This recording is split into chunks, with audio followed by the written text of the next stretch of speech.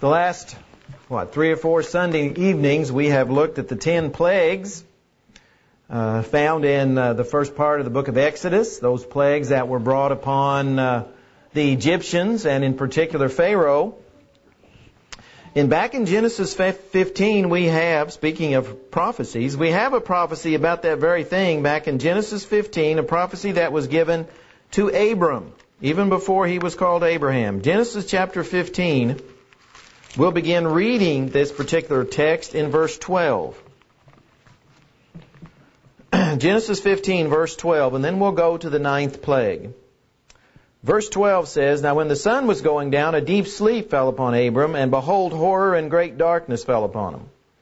Then he said to Abram, Know certainly that your descendants will be strangers in a land that is not theirs, and will serve them, and they will afflict them. Also the nation whom they serve I will judge. Afterward they shall come out with great possessions." And of course, many years later, we see this prophecy coming to take place. And in particular, we see this in Exodus chapter 10 and 11. Exodus chapter 10 and 11, we have the last 2 plagues that were brought upon the Egyptians. And we've especially been focusing on how each of the plagues each plague was an insult against various Egyptian deities. And so by the end of these 10 plagues, the Egyptians realized that their so-called deities that they served, regardless of which one of the dozens it was, had no real power. And so they came to understand that it was Jehovah who was the real God, and the gods they served were actually powerless. The 9th plague deals with darkness. Exodus chapter 10, beginning in verse 21 and going through verse 29, the end of that chapter. Verse 21, "Then the Lord said to Moses, Stretch out your hand toward heaven, that there may be darkness over the land of Egypt, darkness which may even be felt. So Moses stretched out his hand toward heaven, and there was thick darkness in all the land of Egypt 3 days. They did not see one another, nor did anyone rise from his place for 3 days. But all the children of Israel had light in their dwellings. Then Pharaoh called to Moses and said, Go, serve the Lord. Only let your flocks and your herds be kept back. Let your little ones also go with you. But Moses said, You must also give us sacrifices and burnt offerings, that we may sacrifice to the Lord our God. Our livestock also shall go with us. Not a hoof shall be left behind. For we must take some of them to serve the Lord our God, and even we do not know with what we must serve the Lord until we arrive there. But the Lord hardened Pharaoh's heart, and he would not let them go. Then Pharaoh said to him, Get away from me. Take heed to yourself, and see my face no more. For in the day you see my face, you shall die. So Moses said, You have spoken well. I will never see your face again. And I'm sure we can't really imagine how thick this darkness was, but no doubt it brought terror upon the Egyptians. It probably affected them emotionally and psychologically. Artificial light sources couldn't apparently even help them. I mean, they couldn't light oil lamps or candles or anything. I mean, they could not have any type of light at all. So obviously this was a miracle. And this was against so many of the Egyptian gods. Now this darkness was so thick, it says that it could even be felt. This, by the way, is the same Hebrew word found in Genesis chapter 1, verse 2, when it talks about how the Spirit was hovering over and it was darkness. That's the same Hebrew word. Absolutely no light at all of any kind. Total darkness. Some of these Egyptian gods, of course the main god, the sun god Amun-Ra, originally was 2 separate deities. He was represented with a man's body and a falcon's head, and on top of the falcon's head was like a solar disk, to represent the sun, because he was like the main sun god. So imagine the Egyptians, this was like their main deity. And so if he wasn't able to counteract this darkness, then what god of their pantheon could? And so this was a direct attack upon them, upon that particular god. It was also an attack upon Horus, who was the sky god of Upper Egypt. He was considered a god of light. Atum, he was a sun god also, a minor one, I guess, compared to the other, and a creator. Ta, who created the sun, the moon, and the earth. And of course, we could list a number of others. All of these, in the Egyptians' mind, should have had the power to counteract this pronouncement by Moses. But none of them could. 3 days of total solid darkness that was so thick they could feel it. And their gods that they worshiped, that they bowed down to, that they sacrificed to, had not the slightest power to get rid of this darkness. Not a single one of them.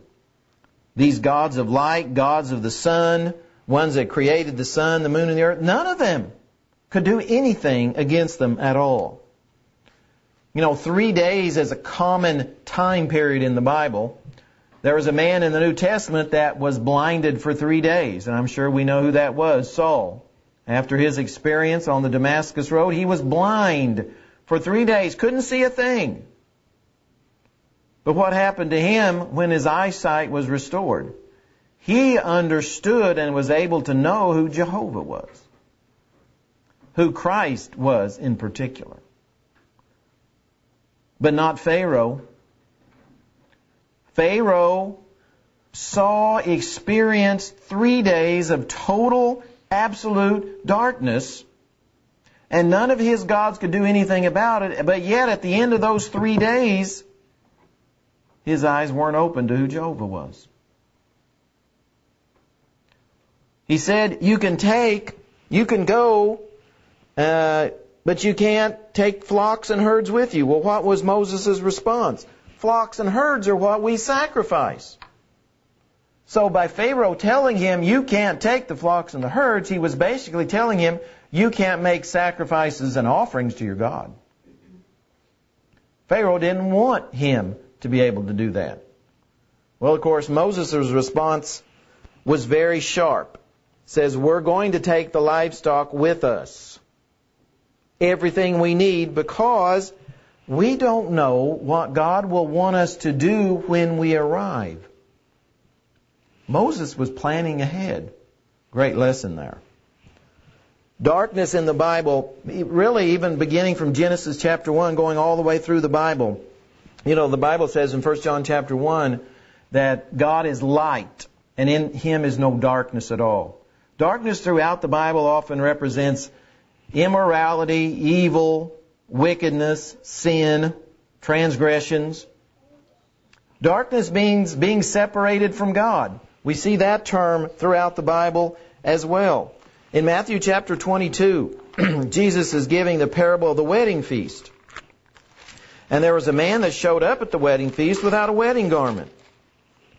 And this is what he tells that man, beginning in verse 11 of Matthew chapter 22. Matthew chapter 22, verse 11. But when the king came in to see the guest, he saw a man there who did not have on a wedding garment. So he said to him, friend, how did you come in here without a wedding garment? And he was speechless. Then the king said to the servants, bind him hand and foot, take him away, and cast him into outer darkness. There will be weeping and gnashing of teeth, for many are called, but few are chosen. Their darkness represents being completely and totally separated from God. Well, if God is light and there's no darkness in Him, there can be no darkness around Him. So this guy, because he wasn't prepared and didn't bring the wedding garment, was cast into outer darkness, signifying the furthest place as possible from God's presence. And what an awful place for that man to find himself. We see that term darkness also used in Jude's letter. Turn with me to Jude verse 6 and Jude verse 13. Jude verse 6 and Jude verse 13. Of course, most of Jude talks about apostates, talks about false teachers, people who lead others from God. And notice Jude verse 6.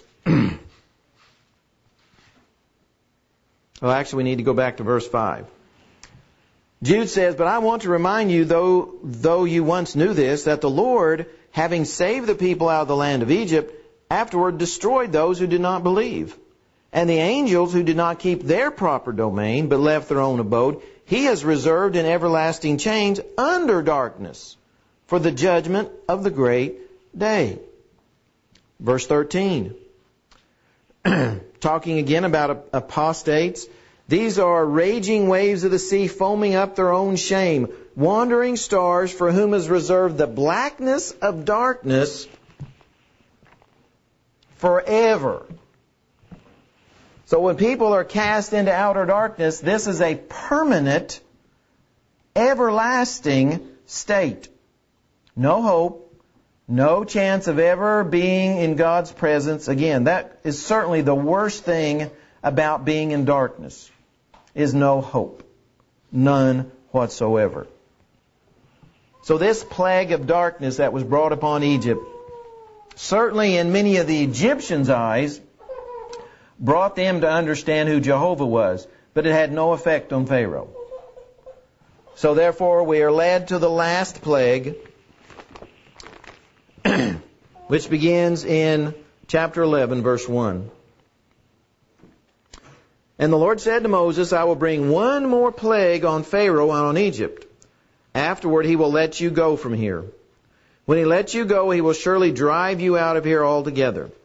Speak now in the hearing of the people, and let every man ask from his neighbor and every woman from her neighbor articles of silver and articles of gold." And the Lord gave the people favor in the sight of the Egyptians.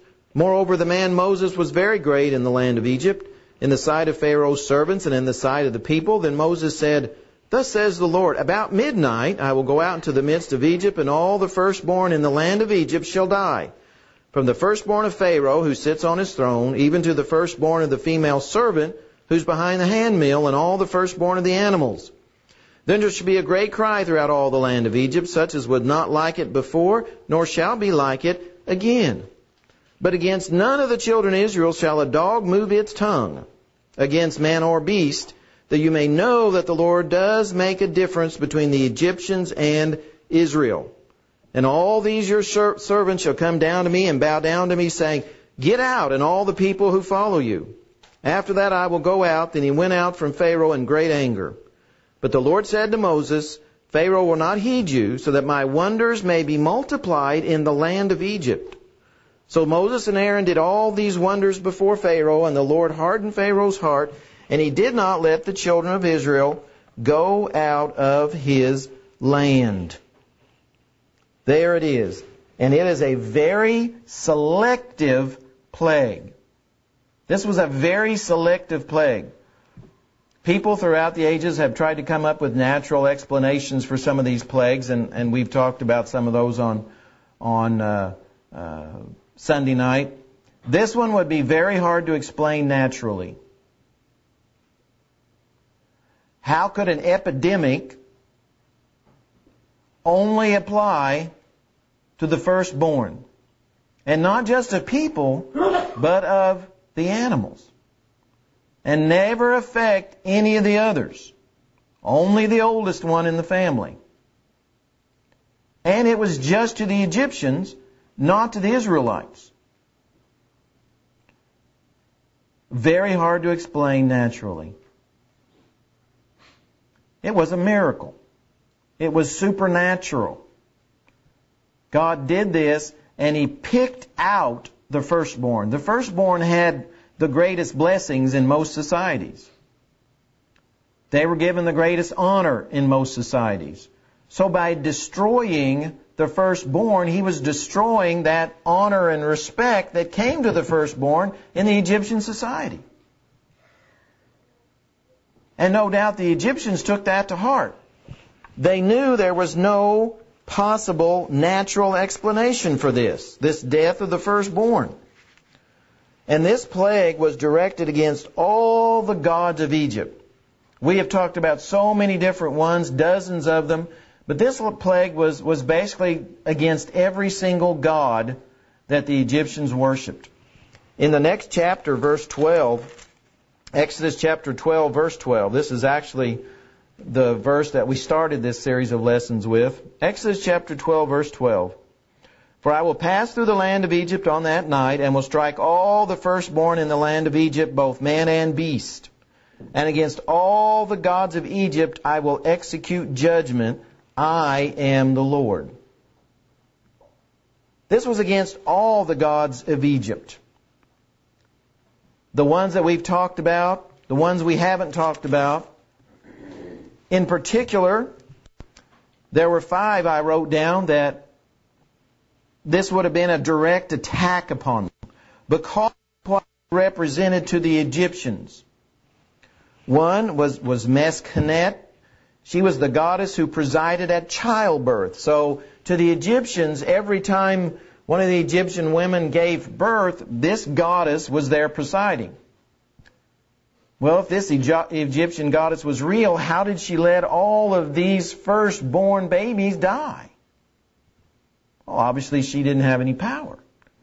So this was a direct attack upon her so-called power and ability. There was another one that was called the goddess of birth, a different one. Min, who was the god of procreation. Well, he obviously wasn't standing over and watching to make sure these babies were born or they stayed alive. He had no power. One named Selket, who was the guardian of life. Renenutet, who was the guardian of Pharaoh. This particular god was supposed to watch over Pharaoh and his family. Well, Pharaoh's firstborn was also destroyed, was killed. So these 5 in particular were directly attacked by this 10th plague. And the Egyptian people, the common people, saw that their gods weren't able to protect them against Jehovah. Jehovah was the one that really had the power. And so none of these Egyptian gods, not a single one of them that they worship, none of them, they weren't able to do anything against these plagues. Well, we go on in Exodus chapter 12, down in verse 33. Well, actually back to 29, I'm sorry. And it came to pass at midnight that the Lord struck all the firstborn in the land of Egypt, from the firstborn of Pharaoh, who sat on his throne, to the firstborn of the captive who was in the dungeon, and all the firstborn of livestock. So Pharaoh rose in the night, he, all his servants, and all the Egyptians, and there was a great cry in Egypt, for there was not a house where there was not one dead. Can you imagine? Every single house had at least one dead. Well, then he called for Moses and Aaron by night and said, Rise, go out from among my people, both you and the children of Israel, and go serve the Lord as you've said. Also take your flocks and your herds, as you've said, and be gone and bless me also. And the Egyptians urged the people that they might send them out of the land in haste, for they said, We shall all be dead. So the people took their dough before it was leavened, having their kneading bowls bound up in their clothes on their shoulders. Now the children of Israel had done according to the word of Moses, and they had asked from the Egyptians articles of silver, articles of gold, and clothing. And the Lord had given the people favor in the sight of the Egyptians, so that they granted them what they requested.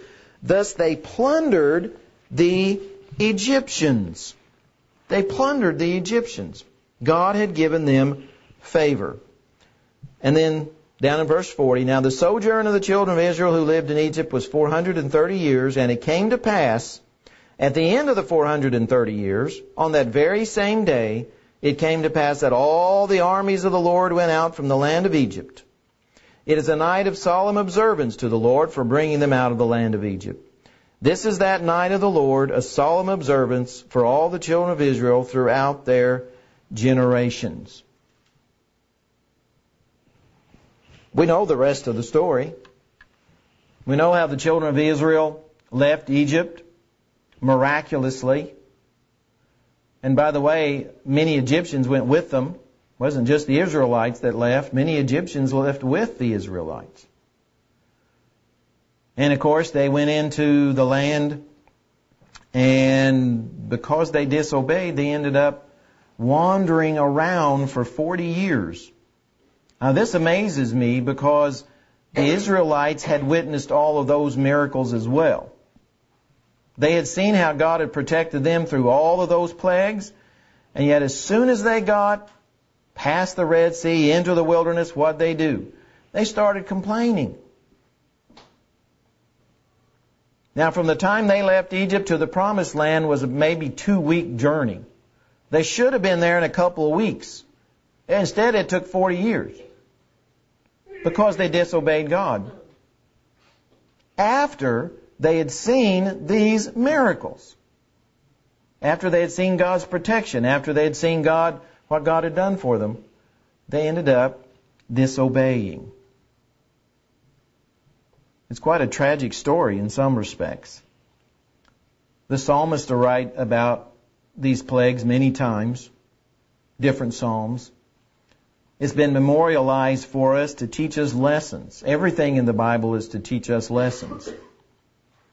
Certainly we learn from these plagues that there's only one true God. All others are false gods. It doesn't make any difference where they're from or who worships them. They're all false gods. There's only one true God, and He's Jehovah. And He's the one we worship. That's why we're here today. We're here to worship Him and nothing else. And it's all about being a follower of Him. As we mentioned this morning, when all is said and done, the only thing that's important at the end of life is, have we lived a life pleasing to God or haven't we? And that's what it's all about. And if we haven't lived a life pleasing to God, then the life that we have lived has been wasted. It's been a complete waste. So what's important is for us to make sure we're living a life pleasing to God. That means becoming a disciple of Him by being born again and then living faithful throughout our lives. God gives us opportunities while ever we're alive to make and do the right thing. And maybe tonight you need to do the right thing. And if it is the night for you to do that, then we encourage you to do the right thing by coming as we stand and sing this song.